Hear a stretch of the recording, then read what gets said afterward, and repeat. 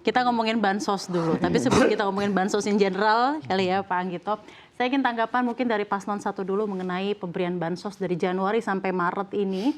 Banyak pihak yang menanyakan apakah ini syarat dengan politik. Urgensinya apa? Motifnya apa? Silakan.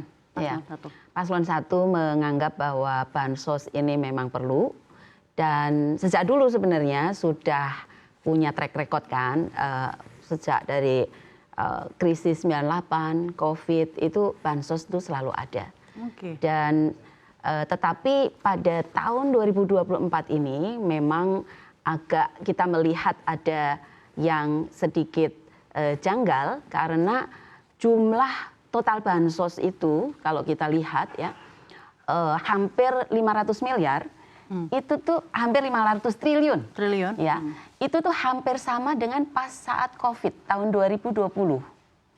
Nah, kita melihat tahun 2024 ini ada kedaruratan apa?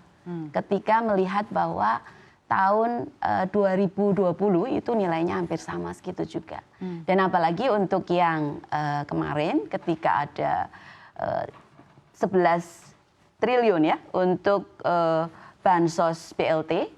Dan itu kemudian dirapel selama 3 bulan terakhir untuk Februari. Kita juga melihat bahwa ini kelihatannya memang ada motif politik. Walaupun kita ya di Timnas Amin itu melihat bansos ini memang perlu, tetapi apabila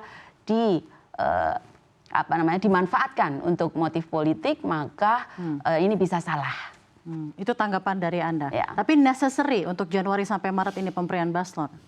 Necessary atau tidak, kita melihat begini. Jadi dari informasi BMKG itu mengatakan bahwa dampak El Nino itu berakhir pada Januari, ya Januari akhir, awal Februari, sehingga ketika BLT itu digelontorkan sekarang ketika dampak El Nino itu sudah berakhir, maka ini menjadi pertanyaan.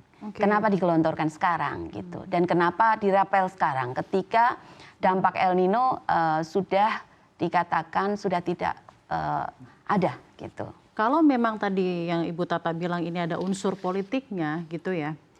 Apa yang berusaha Anda sampaikan? Berarti menguntungkan satu paslon saja atau untuk Pak Jokowi atau bagaimana menurut Anda? Iya, tentu saja begitu karena kita melihat di pembagian bansos terutama untuk yang pangan dan BLT, itu kalau kita melihat tasnya itu ada tulisan bantuan dari Presiden. Ya, perbandingan dulu Anies Baswedan juga memberikan bansos ketika COVID, tetapi tulisannya adalah bantuan dari Pemprov DKI. Nah, sehingga kita melihat bahwa ini bukan bantuan dari Presiden sebagai seorang individu, tapi ini adalah uang rakyat dari APBN. Sehingga kalau mau fair, ini bantuan dari rakyat atau ini bantuan dari pemerintah RI. Ya, sehingga pemerintah kan tidak hanya Presiden.